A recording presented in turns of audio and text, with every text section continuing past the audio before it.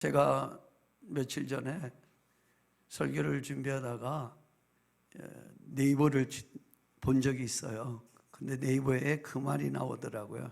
Understanding Man's Passage, 남자의 인생 지도를 쓴 게일 슈이라는 사람이 있는데, 그 사람은 이렇게 말합니다. 우리에게 중요한 것은 올바르고 좋은 선택을 할 수 있는 능력이다. 우리는 그것을 지혜라고 부른다. 그리고 그 지혜는 오랫동안 겪은 경험과 실패를 한 후에 다시 일어서는 성공, 자신이 알지 못했던 큰 힘이 있음을 아는 것, 곧 깨닫는 것에서 비롯된다. 이렇게 선택의 중요함을 1958년 LG전자 창업주 구인회 회장님이 세운 골드스타라는 금성사가 있었습니다. 저하고 연대가 비슷한 분은 다 아실 겁니다. 그때 TV 광고에 이렇게 나옵니다. 순간의 선택이 10년을 좌우합니다. 기억하시죠? 예. 저는 그래서 옛날에 들었던 이 말을 지금도 기억하고 있습니다. 순간의 선택이 10년을 좌우한다. 근데 저는 한마디 더 한다면 순간의 선택이 평생 영원을 좌우한다라고 볼 수도 있을 줄 믿습니다. 오늘 저와 드리는 이 예배가 저와 여러분 가운데 평생을 바꿔놓을 수 있는 귀한 축복이 되기를 주의 이름으로 축원합니다. 우리들은 수없이 많은 선택 속에서 때로는 실패도 하고 눈물도 흘렸고 한편으로는 기쁨과 감격을 누릴 때도 있을 겁니다. 이때 우리가 무엇을 어떻게 선택하냐에 따라 우리의 인생마저도 바뀌기도 합니다. 저는 그동안 선교사의 사역을 마무리해야 할 정년이 이제 3년 남았습니다. 지금 함께 읽은 성경을 중심으로 지금까지 해온 사역을 되돌아보면서 저는 여러분과 함께 은혜를 나누고자 합니다. 말씀을 나누기 전에 여러분이 지난번 보내주신 선교비가 미랄이 되어서 동서남북의 수건사업이던 담장을 느헤미야 프로젝트를 잘 마쳤고요. 그리고 교회도 잘 진행되어 가고 있습니다. 한번 화면을 띄워주시겠습니까? 사람들이 늘 얘기하기를 안 된다, 돈이 없어서 안 된다, 뭐가 없어서 안 된다, 이렇게 얘기를 합니다. 그러나 처음에 보였던 화면이 동쪽 그 구역입니다. 목사님께서 선교 후원금을 보내신다고 하더라고요. 그래서 감사해 받았어요. 그래서 저거를 이건 하나님의 사인이구나, 순간의 선택을 놓치지 않았습니다. 해버렸습니다. 사람들은 돈이 없는데 어떻게 하려고 하지만 해버렸어요. 해결됐습니다. 자세한 내용은 시간 없어서 뭐 얘기 못하고요. 그 다음에 넘어가면은요, 이제 북쪽 담까지 아예 내친 김에 다 끝내버렸습니다. 넘어갑니다.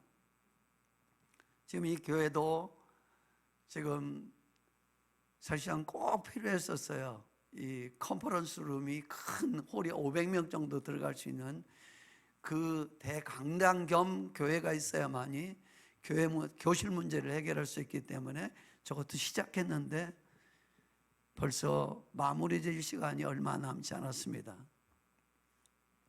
지금 지붕을 지금 하고 있는 중이고요. 넘어갑니다. 또 없나요? 동영상 거기 하나 있죠? 동영상을 봐야 좀 실감이 나니까 한번 보세요. 저 지금 동쪽을 지나서 북쪽으로 동영상 안 나옵니까? 그냥 놔두세요. 그러면 그냥 봤다고 치고요. 이처럼 여러분들의 그 처음으로 전한 그 헌금이 시드머니가 되어서 동서남북 모든 울타리가 담장이 다 마무리졌습니다. 이게 바로 우리의 어떻게 우리가 어떻게 하느냐에 따라서 하나님께서는 하나님의 계획하심을 우리를 통해서 마음의 소원을 주시고 이루게 하시는 줄 믿습니다. 오늘 저는 제가 우리 권사님 중에서 노래하는 권사님 중에서 노사연 권사님을 알지는 못하지만은 노래를 좋아하는 노래가 있습니다. 그게 뭐냐면은 바램입니다. 여러분 아시죠? 이 바램을 한번 부르고 싶었는데 예배 시간에 바램 부르면은 이상한 선교사라고 할까 봐서 생략을 했습니다. 근데 그분이 하는 가사, 노래한 그 가사 중에 우리는 늙어가는 것이 아니라 조금씩 익어가는 것입니다 라는 가사가 있어요. 맞습니다. 우리는 끊임없는 여러 가지 선택 속에서 그저 세월이 가는 대로 우리가 늙어가는 것이 아니라 우리는 분명히 익어가고 있다는 사실입니다. 그렇다면은 첫 번째로 익어가는 인생의 주 재료가 되는 것은 무엇일까요? 그것은 깨달음입니다. 우리들은 실패를 무척이나 두려워합니다. 그런데 세상 사람들이 하는 말이 있습니다. 아픈 만큼 성숙한다. 저도 현지에 가서 탄자니아 그 성도들한테 그 얘기를 많이 해요. 아픈 만큼 성숙하는 거야. 아픔을 괴로워하지 말고 두려워하지 마. 우리가 이처럼 우리에게는 이런 많은 어려움들이 옵니다. 그 어려움들이 올 때 그 어려움은 나를 성숙해 하게 하고 나를 깨닫게 하는 하나님의 방법이라는 것을 인정하는 것만큼 중요한 것이 없습니다. 아까 제 서두에 말씀드렸던 남자의 인생 지도를 쓴 게일 쉬라는 분이 이런 얘기를 했습니다. 우리는 끊임없이 살아가면서 여러 가지 어려움을 겪습니다. 여성분만 폐경기가 있는 게 아니라 남자들도 폐경기가 있습니다. 믿습니까? 육체적인 폐경기가 아니라 정신적 이런 폐경기가 있는 것을 보게 됩니다. 30대도 있고 40대도 있고 50대도 있고 60대도 다 있습니다. 그러나 하나님은 그 마음속으로 움츠러지고 나는 도저히 안 된다는 이런 생각 속에서도 하나님은 우리에게 깨닫게 하시고 새롭게 시작하게 만드시는 분인 줄 믿습니다. 신앙은 저는 그래서 이렇게 얘기를 합니다. 신앙은 버티는 것이다. 맞습니까? 버티는 것입니다. 천국 올 날 전혀 알 수 없습니다. 그러나 버티는 것입니다. 경기가 어려워도 버티는 것입니다. 그게 신앙입니다. 그러다 보면은 고난과 역경 속에서 무언가를 깨닫게 되는 것입니다. 성경에 나오는 두 인물 중에서 우리가 먼저 짚고 가야 할 사람은 아브라함입니다.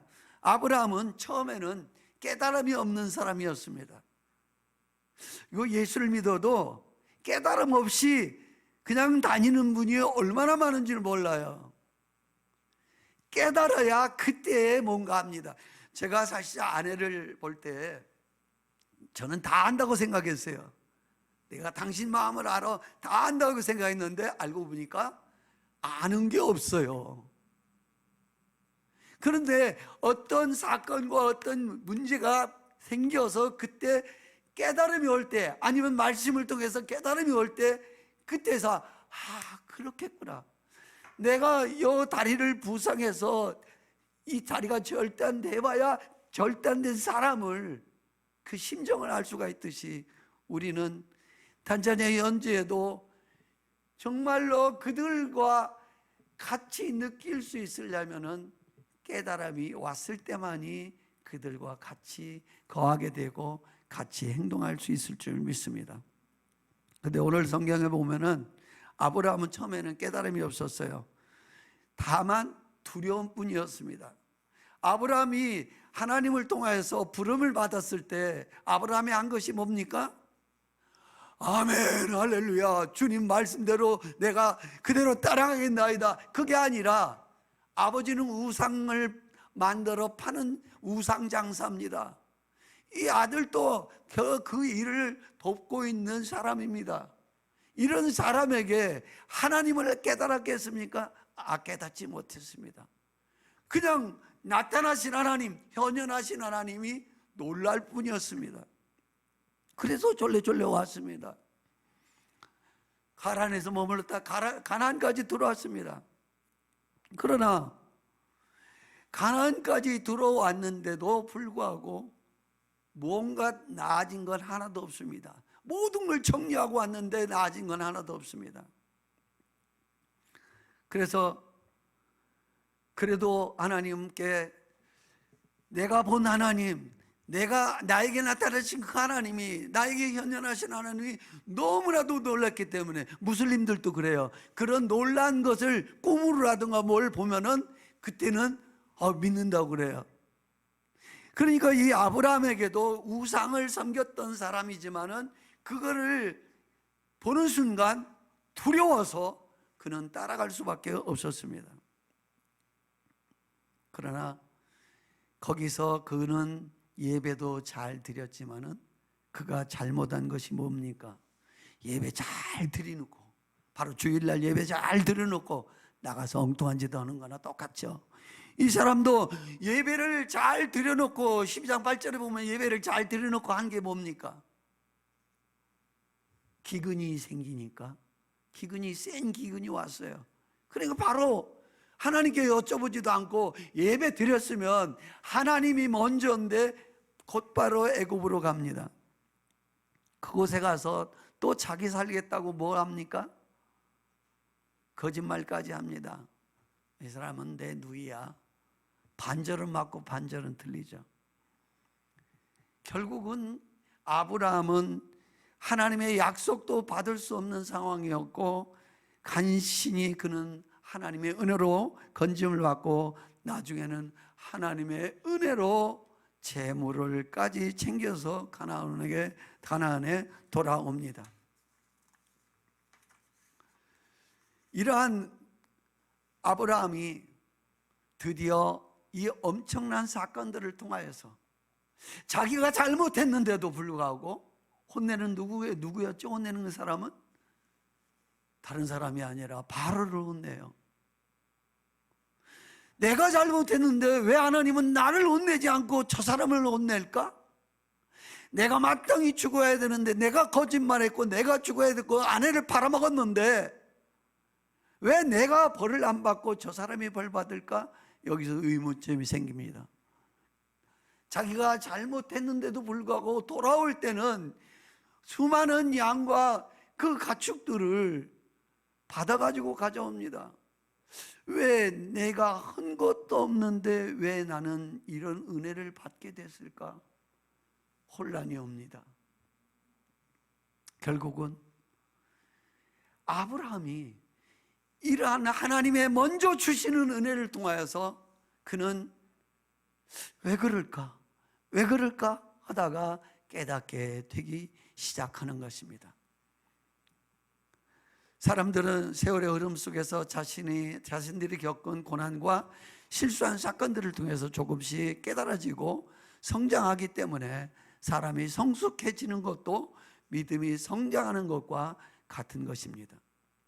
결국 아브라함이 믿음의 조상이란 말의 의미는 그가 얼마나 하나님께 이끌림을 받았고 어떻게 만들어졌는가를 하나님은 샘플로 보여주셔서 우리에게 하시는 말씀인데, 저와 여러분은 신변 보호를 위해서 자기 아내를 담보 삼아서 자기 아내를 팔아먹은 그런 사람이 믿음의 조상이라고 하는데, 저와 여러분은 아브라함보다 조금 나은 사람이라는 것을 말해주고 있습니다.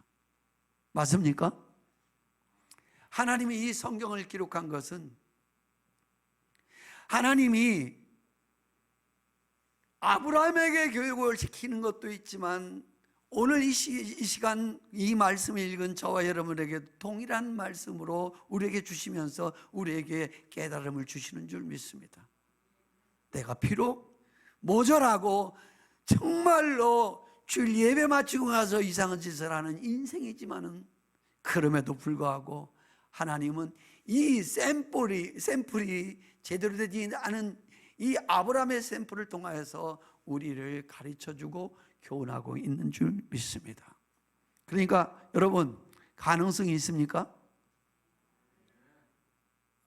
아멘 하려면 좀 크게 해주세요.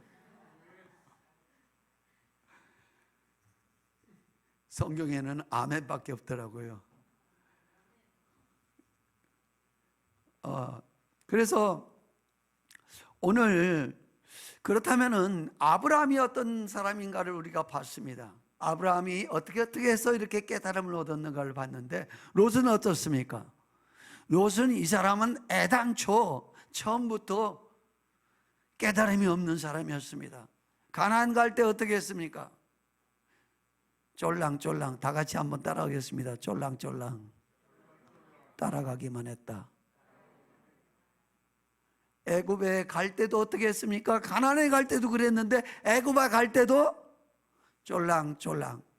그 다음에 애굽에서 돌아올 때도 쫄랑쫄랑. 그런데 애굽을 다녀온 이후부터 그는 뭔가 변화된 게 확 변화된 게 있었습니다. 그게 뭡니까? 애굽이라는 거대한 도시, 제국의 수도에서 이가 본 것은 세상의 물질 문명이었습니다. 자기가 있었던 가나안 땅, 자기가 있었던 그 다른 곳에서 보지 못했던 놀라운 세상의 물질 문명을 보았기 때문에 그는 세상의 물질 문명이 가는 대로 자기 중심적인 사람이 되고 마는 거 봅니다. 6절에 보니까 어떻습니까? 같이 그 땅이 그들이 동거하기에 넉넉하지 못하였으니라고 기록합니다. 두 집의 가축들이 엄청나게 늘어났어요. 가축 먹일 꼴도 땅도 없었습니다. 땅은 그대로예요. 그런데 이것은 늘어나요. 우리 일상도 마찬가지죠. 날마다 살아가는 건 똑같은, 날마다 부족한 것 투성이고 날마다 내게 꼭 원하는 것이 얼마나 많은 줄 모릅니다. 롯의 지금 이와 같이 이들에게 처해 있는 상황은 이것뿐만 아니라 가나안 사람과 브리스 사람도 거기 거주했다고 말하고 있습니다. 브리스 사람은, 브리스라는 말을 보면은 목축업자 같아요. 그러니까 거기도 목축업자가 있고 거기도 사람들이 우글우글하니까 이 사람들의 입장에서는 이거 우리가 서로 다투고 이러다 보면은 완전히 다른 사람까지도, 우리가 다른 족속에게도 우리 얼굴에 먹칠하는 거니까 이건 안 해야 되겠다라고 아브라함 생각하죠. 그래서 아브라함은 제안을 합니다. 이거 동네 창피하게 생겼으니까 우리 서로 싸우지 말고 우리 서로 헤어지자. 근데 롯이 이때 어떻게 합니까? 롯은 이때 다른 게 아니라 얼씨구나. 너무 좋다고 하는 거예요. 왜 그래요? 당시에는 족장은 모든 것의 통치자예요. 그 부족의 통치자예요. 그 족장의 밑에 따라가는 조카는 족장 눈치를 보고 살아야 돼요. 그런데 이 족장이 먼저 자진해서 야, 너 이렇게 해가지고는 우리 서로 예수 믿는 사람 참 먹칠하니까, 얼굴에 먹칠하니까 우리 떠나자. 그러니까 좋다고 하고 즉각적으로 수용을 합니다. 그리고 우선권을 롯에게 주니까 롯은 좋다고 그냥 아멘 하고서나 그냥 받아들이는 거죠. 근데 왜 아브라함은 여기에서 이렇게 제안을 했을까요? 그것은 깨달음의 결과였습니다. 한번 따라해 보겠습니다. 누가복음 6장 38절에 보면 주라 그리하면, 같이 한번 따라하겠습니다. 주라 그리하면. 주시기 싫은가 보죠? 다시 한번 해보겠습니다. 주라 그리하면 하나님이 너에게 주실 것이니 후히 되어 누르고 흔들어 넘치게 하여 안겨주리라. 율동이 필요할 것 같아요. 몸으로 동작하는 게. 한번 해보겠습니다. 주라 그리하면 너에게 하나님이 주실 것이요. 어떻게 준다고요? 후히 되어서. 한번 따라서 하겠습니다. 후히 되어서 누르고 흔들어 넘치게 하라. 그리고 넘치게 하고 안겨준대요. 저는 이 말씀을 확실히 믿었고 전도사 때에 이 말씀을 부여잡고 나갔는데 지금까지도 아직까지 동네에 돌아다니면서 아쉬운 소리는 안 해봤어요. 물론 어려움이 있었죠. 방 한 칸에서 5 식구가 살았고, 교회 개척교회 때는 그 유아실에서 5명이 다 살았어요. 어려움은 있었지만 남들한테 가서 구걸하는 사람은 아니었습니다. 왜요? 이거를 그대로 적용했거든요. 한번 마음에 꽂히니까 그대로 살아버렸더니 결국 하나님은 역사를 하시더라고요. 그러나 노래 행동은 어땠습니까? 먼저 어른이 그런 얘기를 했으면 아유 아저씨가 삼촌이 하셔야죠 라고 하지를 않고, 이 사람은 그 말을 듣기 전부터 이 사람은 이곳저곳 돌아다니면서 자기 혼자 미리감치 돌아다니면서 물 좋고 정자 좋은 데를 찾아 나왔습니다. 그리고 하는 말이 그럼 그렇게 할게요. 10절에 보니까 어떻습니까? 소알까지 온 땅에 물이 넉넉하니 소돔과 고모라가 멸망 전이었으므로 여호와의 동산 같고 애굽 땅과 같았더라. 이 말은 뭡니까? 믿는 사람에게는 이 말이 맞지 않죠. 세상이 애국과 같은, 천국의 애국과 같다는 것은 이해가 안 되는 말입니다. 근데 왜 그 말을 합니까?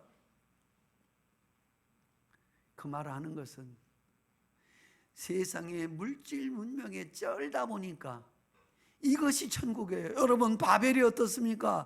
바벨탑에 바벨이라는 단어가 인간 쪽에서 볼 때는 천국의 문입니다. 그러나 하나님 편에서 볼 때는 혼잡입니다. 그러니까 천국의 시각과 우리 세상의 시각은 전혀 다르다는 사실입니다. 이 물질 문명에 사로잡히면 사람은 변질하게 되어 있습니다. 저희 시대에 옛날에 미제라면은 기가 막혔어요. 여러분, 미제 좋았죠? 그래도 GMC, 일본 사람이 가르쳐 준 대로 GMC라고 그랬죠. GM 모터스에서 그러는 거. 그런데 미제라면 그렇게 좋고 일제 밥솥이라고 하면은 옛날에 얼마나 좋아했는지 몰라요. 그래서 돈 주고 일본만 갔다가는 그 코끼리 밥솥인가요? 네, 그걸 사왔어요. 지금은 우리 게 더 좋아요. 쿠쿠라든가 다른 게 더 좋아요. 그런데 이 옛날에는 이처럼 무조건 화려한 건물만 보더라도 미국이라 해야겠고, 뭔가 좋은 물건만 보면 어우 미제 같네. 심지어 우리는 어렵게 살았기 때문에 미군 부대에서 나오는 짬밥을 국 끓여가지고 우리는 국 끓여 먹었잖아요. 저는 그건 안 먹어봤습니다. 다른 건 먹어봤어도. 근데 그걸 먹은 분들도 많이 있었어요.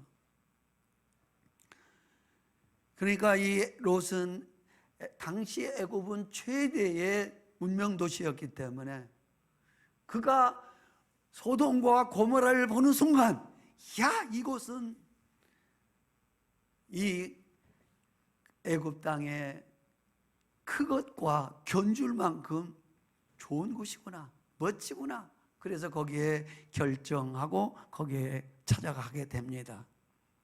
세상과 돈 맛을 알고 물질 문명에 사로잡히다 보면은 우리는 나도 모르는 사이에 빠져들어가게 될 줄 믿습니다. 11절을 한번 볼까요? 요단 온 지역을 택해서 떠났다고 말하고 12절에 보니까 소돔까지 이르렀다고 말합니다. 여기서 소돔까지 이르렀다는 말은, 그 이르렀다는 말은 가까이 갔다는 얘기예요. 이 말은 무엇을 의미합니까? 내가 명색이 크리스찬인데, 내가 하나님의 자녀인데, 내가 하나님을 믿고 있는데 어떻게 소돔과 고모라 가지 말라는 그곳에 들어갈 수 있으랴? 그래서 바깥에서, 나 안 들어갔어요. 나 안 들어갔지만은 결국은 들어가고 싶은 마음이 있지만은 그래도 명색이 하나님의 사람이니까 가지 말아야지. 그러다가 결국은 그는 안 들어갔습니까? 들어갔습니까? 모르세요? 결국은 들어가게 됩니다.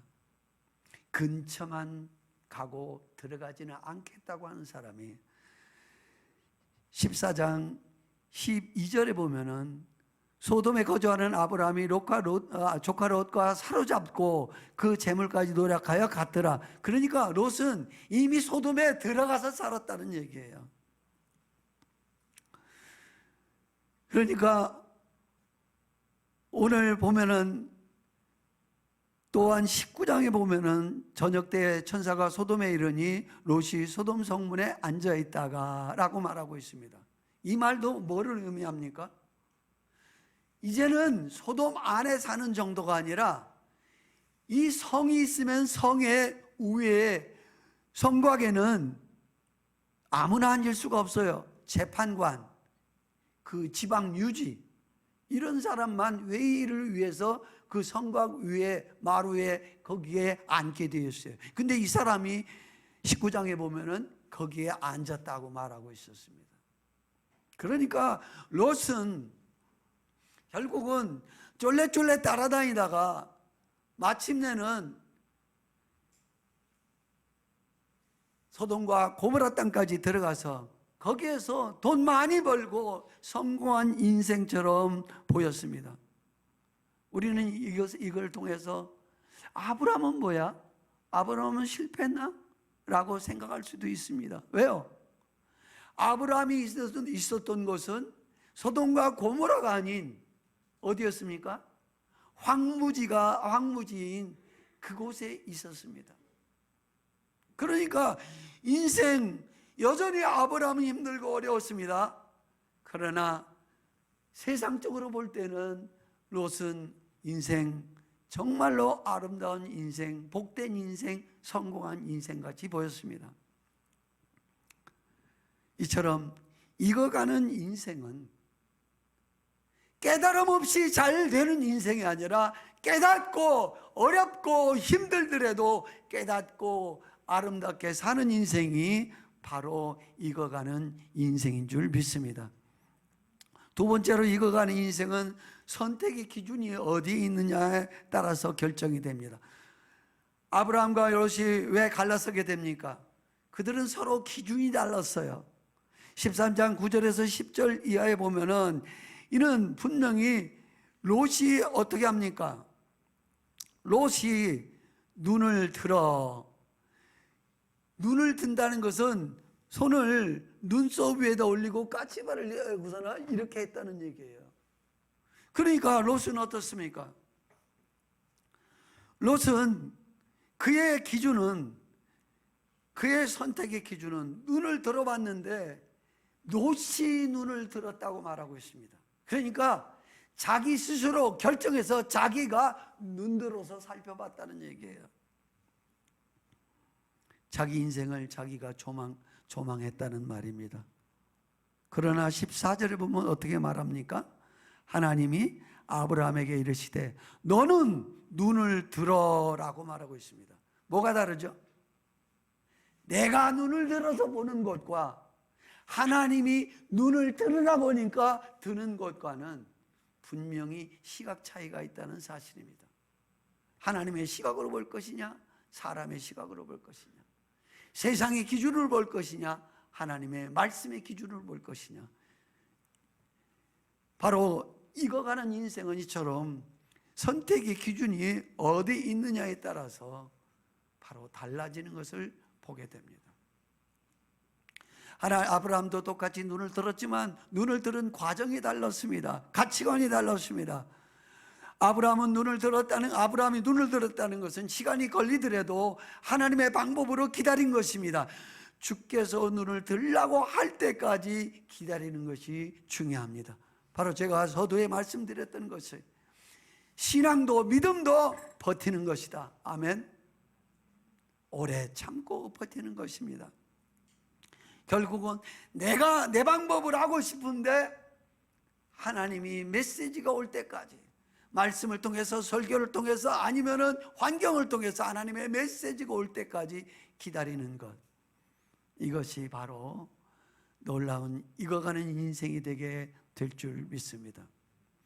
두 사람이 이처럼 깨달음의 결과, 한 사람은 제대로 깨닫지 못하고 한 사람은 제대로 깨달았는데 롯은 어땠습니까?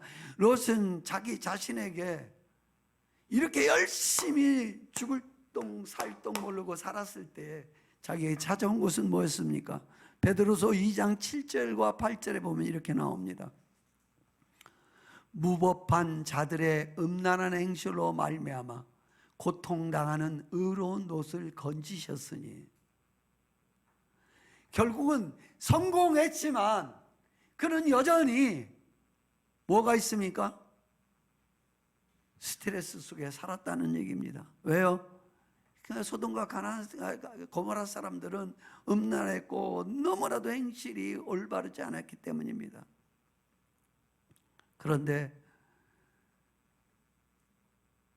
의로운 롯이라고 하나님은 베드로를 통해서 기록하게 하십니다. 이 사람이 의롭습니까? 롯이? 의롭지 않아요. 그런데 하나님의 시각으로는 의롭다고 여겨주신다는 사실입니다. 저와 여러분 의롭습니까? 조석편인데 의롭습니까? 선교사가 의롭습니까? 날마다 넘어지고 꼬꾸라지는데 여러분 안 그렇습니까? 그런데도 불구하고 하나님은 베드로를 통하여서 의로운 롯을 구했다고 말하고 있습니다.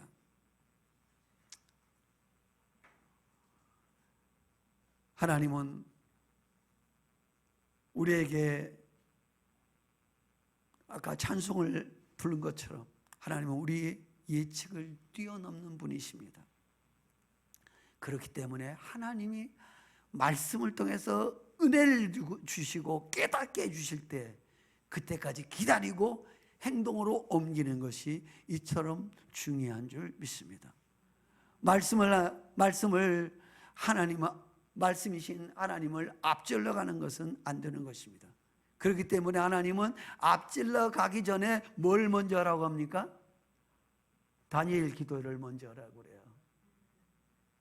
먼저 기도하고 하나님께 여쭤보고 하나님의 응답을 받고 행하라는 사실입니다. 모든 것을 장치를 만들어 주시고 하나님은 역사하시는 줄 믿습니다. 이 롯과 같이 열심히 인생 살아왔지만 결국은 살아온 인생 기쁨이 아니라 자기에게는 많은 어려움이 찾아왔고 괴로움이 찾아왔던 것을 보게 됩니다. 돈 많으면 뭡니까? 자식들 싸우면 다 헛거예요. 내가 건강하면 뭡니까? 모든 것이 내게 필요한 것이 있으면 뭐겠습니까? 결국은 내게 진정한 참 기쁨이 주어지느냐가 얼마나 중요한지 모릅니다. 돈은 엄청나게 벌었고, 이 사람은 참으로 물질에 덜덜덜덜 떠는 사람이었습니다. 그러나 롯의 성공은 기쁨과 행복을 주지 않았습니다. 그런데도 하나님은 그를 의롭다 여기셨습니다. 그 다음에 롯은 가족들에게는 어땠습니까? 가장이면 뭐를 해야 됩니까? 요즘 한국에 보니까 가장 노릇을 못하는 분들도 없잖아 있어요. 가장이 뭡니까? 옛날에는 모든 것 내가 책임질게, 아내요, 자식들이요, 걱정하지 마. 저도 옛날에 그렇게 살아왔습니다. 자식들한테 밥 굶기기 싫어서 밤에 나가서 12시에 나가서 아르바이트를 하고 신학교 다니면서 밥은 굶기지 않았어요. 그런데 이 롯은 어떻습니까? 창세기 19장 14절에 보면은 딸들과 사위들이 롯이 주는 하나님의 불심판의 말씀을 듣고 농담으로 여겼더라라고 기록하고 있습니다. 농담으로 여겼다는 것이 뭐냐면은 이 말을 히브리어를 해석하면은 먼지처럼 떨어냈다는 거예요. 이랬다는 거예요.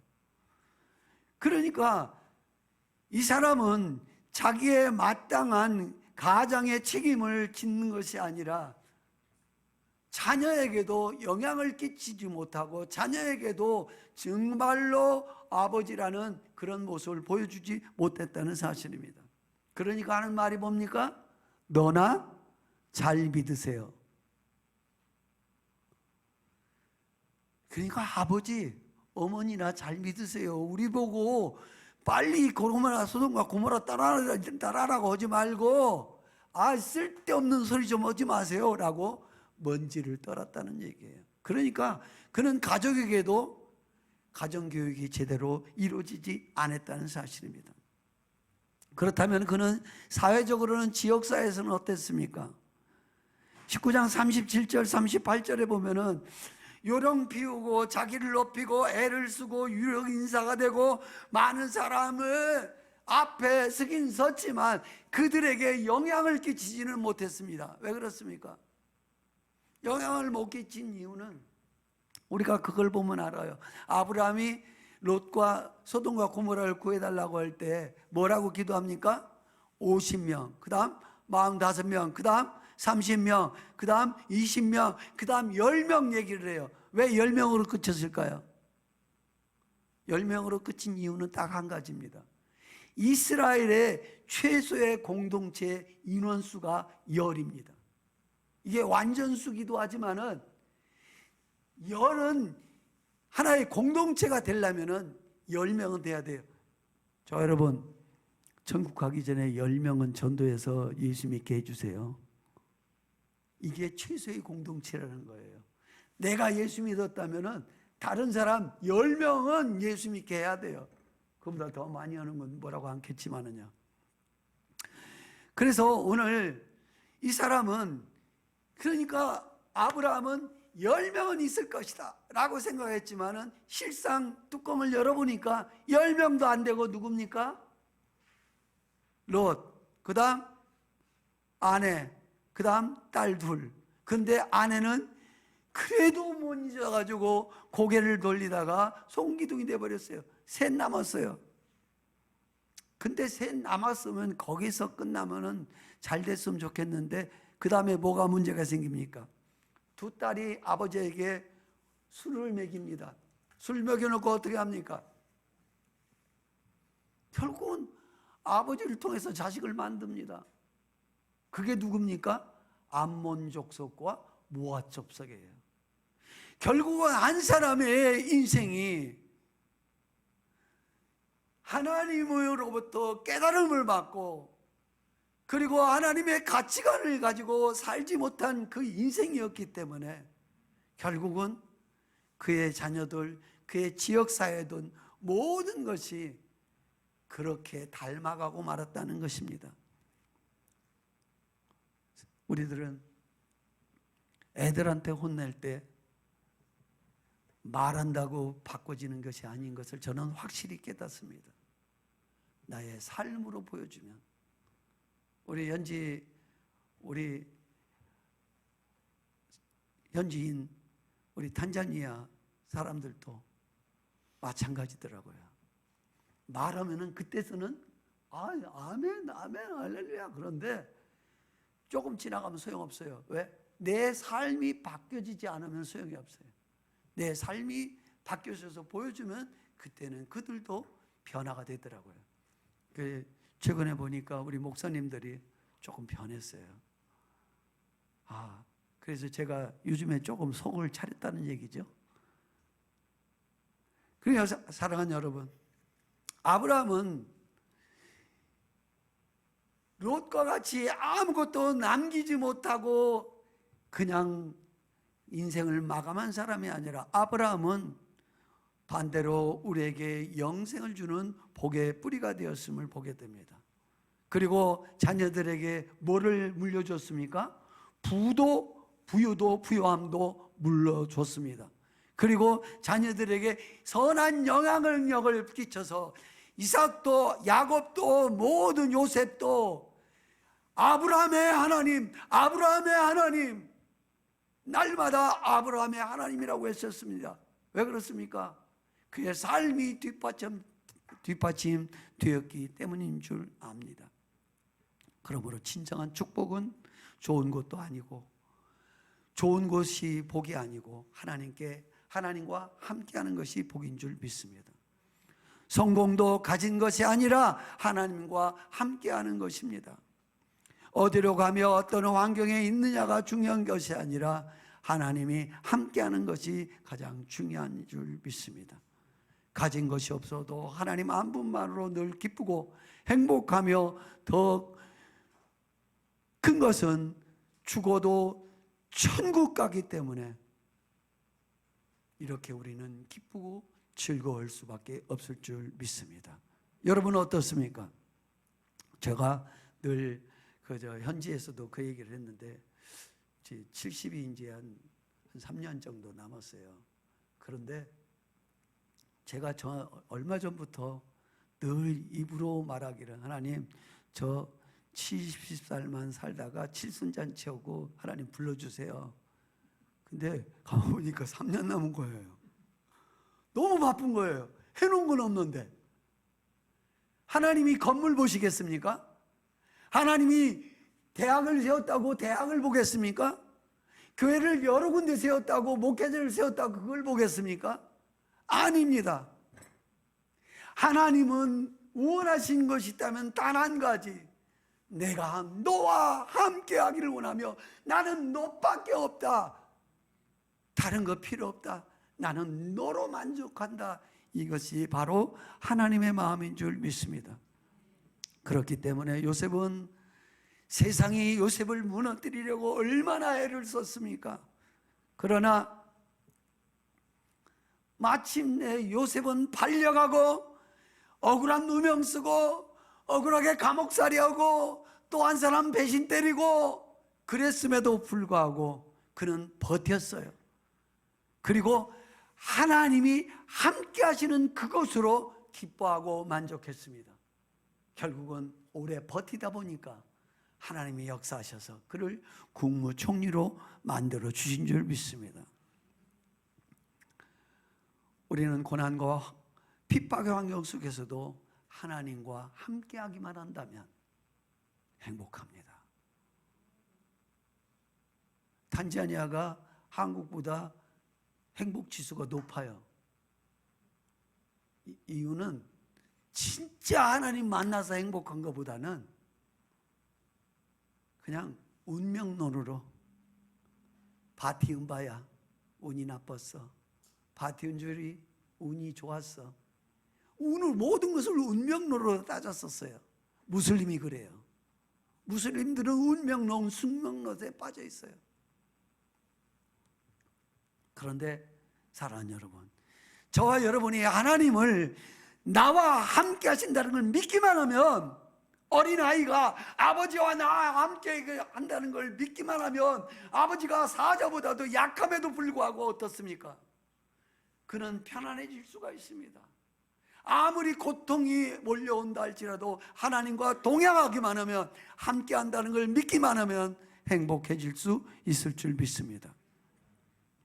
마지막으로 이제 제가 말씀을 굉장히 오래 전했네요. 이제 마무리 짓겠습니다.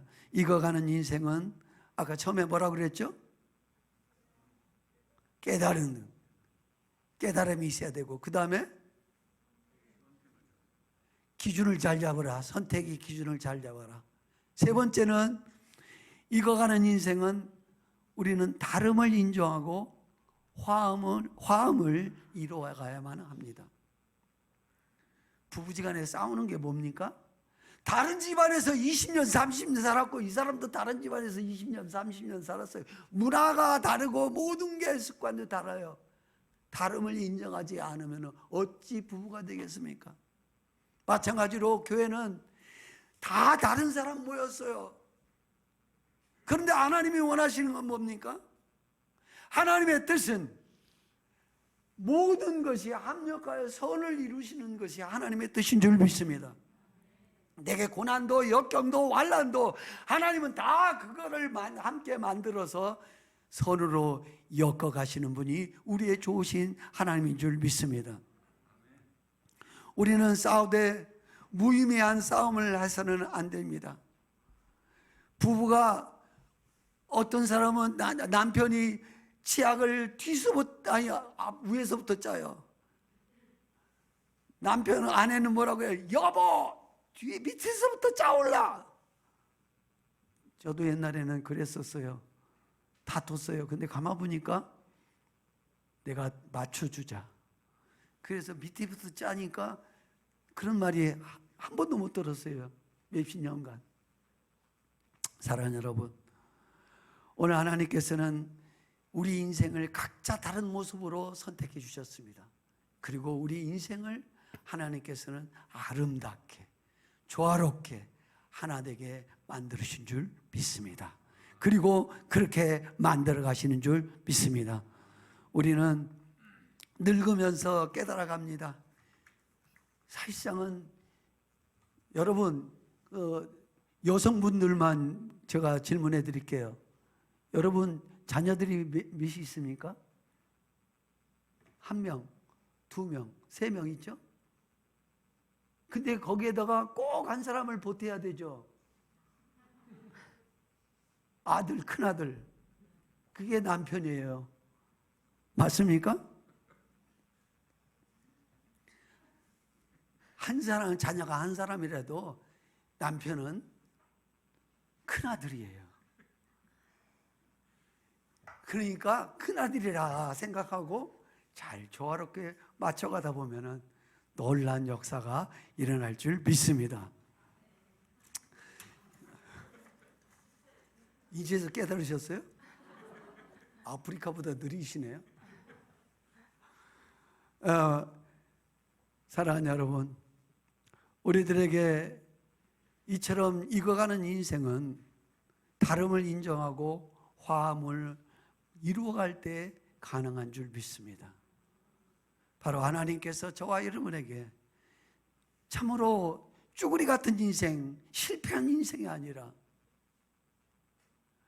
연걸어가고 아름답게 익어가는 인생이 되기를 원하시는 줄 믿습니다. 오늘 하나님께서 그러한 인생을 되게 하기 위해서 하나님을 깨달아가는 것이 중요합니다.